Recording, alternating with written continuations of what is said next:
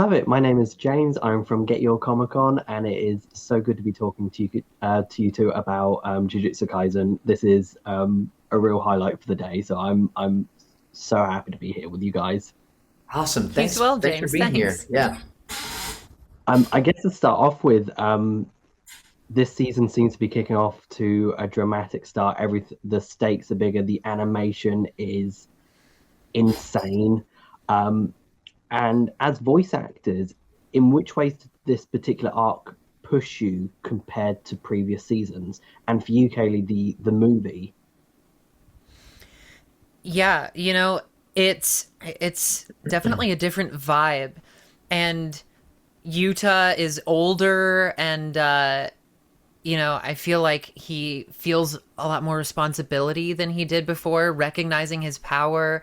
And so that's a very interesting dynamic where he is, now that Gojo is gone, a little bit feeling like, just having to trust what he was doing and kind of do his best to keep that ball rolling, with, knowing that he is one of the few people, as a distant relative, that has that immense, like, Gojo clan cursed energy reservoir. I think he feels responsibility to use it as well as he can, and you know, having grown up a little bit with that realization. Yeah, for me, I feel like you said, this season is off to a crazy start. It's so cinematic and yeah, it's just the world is expanding. It's so cool to watch as just like somebody who is enjoying the show in general. Um, but I would say it's been an interesting transition going from post Shibuya events into what is next for Yuji. You know, he's still carrying the weight of the world on his shoulders, but he has come to a resolve that he can't just let that weigh him down. You know, his resolve is to stand back up and carry it if that's what he has to do, and to continue to just move on. Um, and so for me, finding the balance between the character in season one who has this levity and sort of almost like obliviousness to the what he's getting himself into, to then have gone through what we see him go through in season two, to now finding his new normal, has been really really fun. You know, and then just the culling game in general is so interesting and cool to me. I really think this season has just got so much, it's got so much hype, but it's got so much potential. Going into season two, I was like, you guys are not ready. This is going to be one of the best season twos of any anime. And I think Shibuya Incident really lived up to that hype. But even when I was going through and reading this arc in the manga, I feel like the culling game also just has so much potential to be even bigger than Shibuya was. You know, the world expands. We get so many more fan favorite characters, cool fight scenes, all of that. So kind of carrying all of that, you know, with Yuji into season three has been a lot of fun. I was gonna say, like, I've read that you guys are both big fans of Jujutsu Kaisen. You know, watching the anime, reading the manga, and I guess as voice actors, and you've kind of grown with these characters as well. What is it like seeing the show put together, knowing what's coming and what the fans are specifically waiting for, those like iconic moments that everyone is just waiting? It's hard. Yeah. It requires so much patience, and I am not a patient person. If I get you a gift, I am giving it to you right then. I am not waiting until your birthday. So so it is it's so much fun though. It is literally so much fun.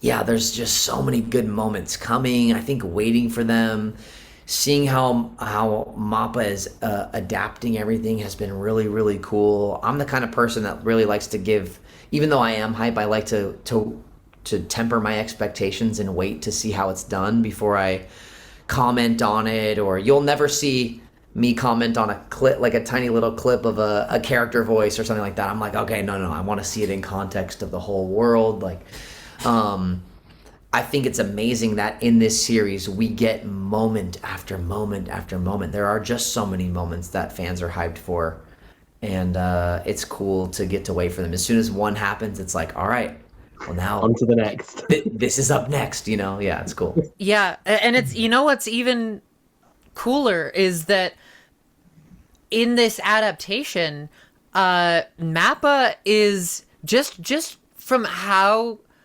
well they are animating this and how cool it is and how awesome the animation is.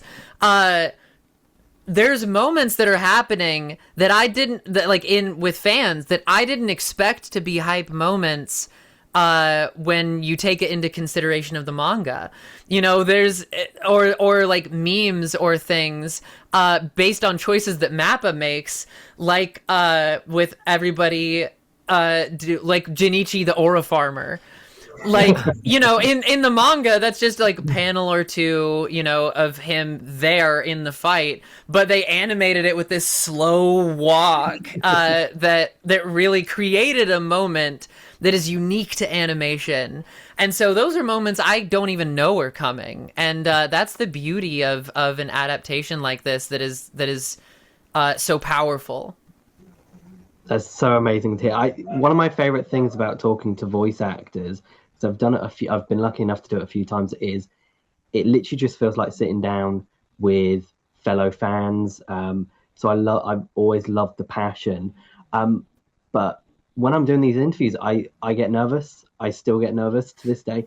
And so when you're recording, do you guys get nervous? And if you do, how do you kind of get out of that mentality as you're preparing to do, a big recording session? Yeah, there's something that is told, it's passed around a lot in this industry, and that is that nervousness is processed by your body in the exact same way excitement is. So instead of letting yourself try to bottle it up and make yourself start to shake and sweat, let yourself feel it. Let yourself move, turn it into excitement, turn it into performance and energy, use it.